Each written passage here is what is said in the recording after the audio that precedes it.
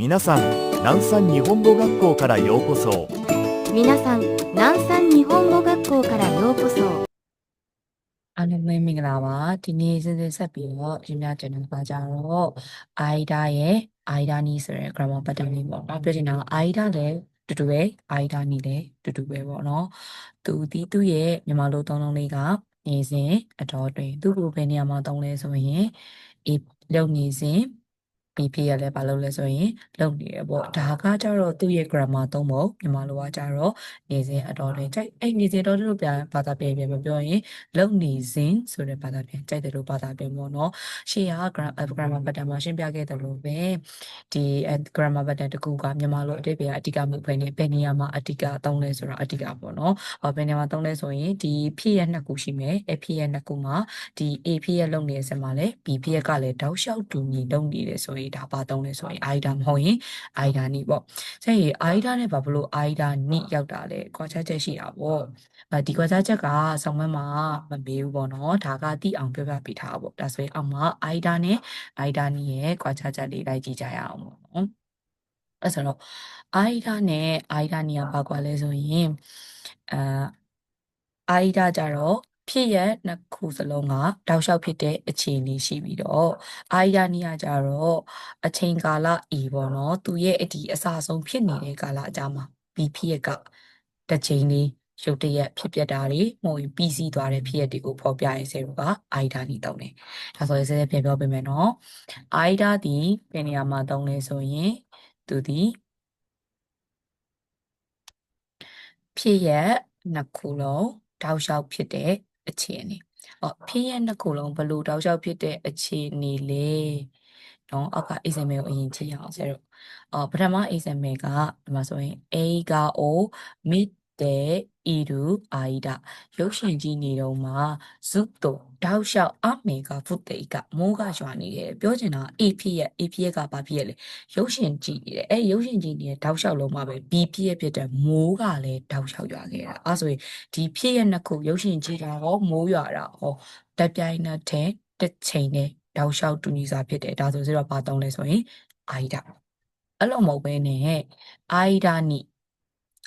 ကကြတော့ဘယ်လိုပုံစံမျိုးလဲဆိုရင်ဒီ A ဖြစ်ရကြီးကဖြစ်နေတယ် A ဖြစ်ရကြီးဖြစ်နေတဲ့အချိန်မှာ B ဖြစ်ရကြီးခဏလေးပဲရုတ်တရက်ဖြစ်သွားတာဟုတ်နဲ့အဲ့ B A ဖြစ်ရကြီးလုတ်ပြီးသွားတဲ့အချိန်မှာပဲဒီ B ဖြစ်ရကလေးကအချိန်တူတူလေးနဲ့ပြီးသွားတယ်ဆိုရင်ဒါ AIDA နီတော့ねခါလီကြရင်ဒီ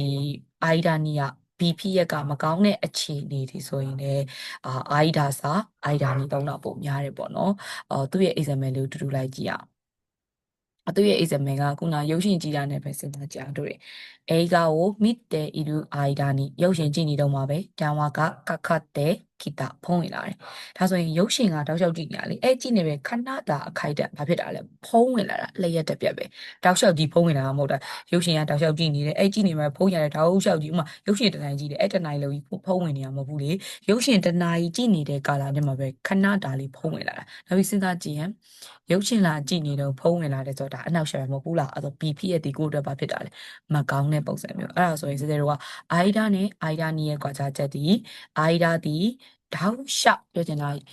ရုပ်ရှင်ကြည့်နေတော့မိုးကလည်းတောက်ရွှေ့တယ်အဲ့ဖြစ်ရဲ့နှစ်ခုလုံးကတူတူပဲတောက်လျှောက်ဖြစ်နေတယ်ဆိုရင် AIDA အဲ့လိုမဟုတ်ဘဲနဲ့ဒီ A ဖြစ်ရဲ့ကြီးကတောက်လျှောက်ဖြစ်နေတဲ့အချိန်မှာ B ဖြစ်ရဲ့ကခဏတာလျက်တစ်ပြက်အခိုက်တန်လေးဖြစ်တယ်ဆိုရင်ဘာတုံးလဲဆိုရင် AIDA နီးတုံးမယ်ဒါပေမဲ့ AIDA နီးနဲ့ AIDA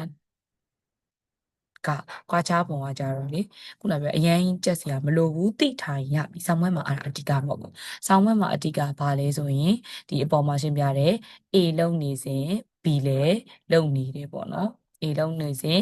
B လည်းလုံနေမော်နေစဉ်အတော့တွင်အဲ့ဒါကြက်ထားရပြီဒါအဓိကသိအောင်လေဘာဖြစ်လို့ဟောစနေရဲ့ဒီမှာ ဒီမှာတကြောင်မှာ AIDA တုံးလိုက်ဒီမှာ AIDA နိတုံးလိုက်ဘာဖြစ်လို့လဲတူတူပဲလို့ပြောလို့မရဘူးလေကွာခြားချက်ရှိလို့ဒါဒီဟာတွေကပေါ်ထွက်လာတာပေါ့နော်ဒါဆိုရင်သူ့ရဲ့ဒီ AIDA နဲ့ AIDA နီမှာဘာ grammar သူရှိမှာဘာ grammar pattern လိုက်လဲဆိုတာကြည့်ရအောင်ပေါ့နော်သူဆိုရင် noun ဆိုရင် not ကတ်မယ် G-short verb ဆိုရင် G-short ခရီးပါမယ်တဲဤလူပါမယ် 9 ခရီးပါမယ်ဒါဆိုရင်0 pattern နှစ်ခုလဲ verb ဆိုရင် G-short တဲဤလူ9 noun ဆိုရင် not ကမယ်ပေါ့နော်ဒါဤရဲ့จิตရနာจิตမပါတော့ဘူးဒါပေမဲ့ရှေ့ရဗီဒီယိုတွေမှာစတဲ့ပြောပြပေးခဲ့တယ်လို့ပဲပေါ့နော် and 3 grammar pattern အတိုင်းဒီဆောင်းပွဲအတွက်ဆိုရင်တော့သူ့ရဲ့3ပုံ3နည်း grammar ရဲ့3ပုံ3နည်းတင်ရပြီသူရှေ့မှာ grammar pattern ဘာလိုက်လဲဆိုတာကိုရရင်ချက်စရာမလိုဘူးပေါ့နော်အဲ့ဒါဆိုရင်မချက်ဘဲနဲ့ဘယ်လိုရမှာလဲ SMS sentence တာများများဖတ်ပြီးကိုပဲစာအုပ်ဆိုင်တာလဲဘယ်ဘက်စာအုပ်ကိုင်ပေါ့နော်အဲ့ကိုင်နဲ့ဘက်စာအုပ်ရဲ့ SMS sentence တွေများများဆက်ပြီးမဟုတ်လဲများများဖတ်ပြီးပေါ့နော်နောက်ပြီးတော့စာကြောင်းတွေလည်းများများရေးပြီးကြည့်အဲ့ဒါဆိုရင်ဒီစာကြောင်းကပို့ပြီးတော့မှတ်မိလာမယ်မဟုတ်တော့ပဲအလွတ်ရနေစရာမလိုဘဲနဲ့တော့မှကိုပါစက်ကပေါ့နော် auto ထွက်လာတယ်ဒီစာကြောင်းတွေကနောက်ဆို not ကပ်ပြီးသားလဲထွက်လာအဲ့လိုမဟုတ်ဘဲနဲ့ဆိုတော့ဒါကြီးကိုပဲနောက်ဆိုရင်တော့ G-short တဲဤတို့ 9K အဲ့လိုပဲသုံးနေမယ်ဆိုရင်မေ့မှာပဲဆိုတော့လူဆိုတာကရောလီရောဒါအမြင်နဲ့ရှိအောင်နောက်ပြီး grammar က and 3 grammar pattern ဒီနည်းနည်းလေးပဲမဟုတ်အများကြီးကိုလိုက်ပြီးတော့ဒီလိုတစ်ခုချင်းစီခွဲကြမှာဆိုတော့အဆင်မပြေဘူးအားကြောင့်ဆောင်းမွဲအတွက်ပြင်မယ်ဆိုရင်သူ့ရဲ့ကိုယ့်ရဲ့ target ကသူ့ရဲ့ခေါင်းစဉ်ကိုဘယ်နေရာမှာသုံးလဲဆိုတော့အဓိကချက်မယ်ပြီးမှဆောင်းမွဲဖြည့်ပြီးမှကိုဒီစကားပြောအတွက်ကိုလေ့ကျင့်ဖို့အတွက် sentence တွေ example sentence တွေဖတ်တာတွေသို့မဟုတ်စာကြောင်းတွေရေးပြီးတော့ကိုလေ့ကျင့်တာတွေလုပ်ပေးပါအဲ့ဒါမှကိုပါစက်ဒီ auto ထွက်မယ်ဒီဟာဒီဘလို့သုံးရမလဲဆိုတော့ပါစက်ကဆွဲနေမှာပေါ့နော်ကဲအားလုံးပဲဒီ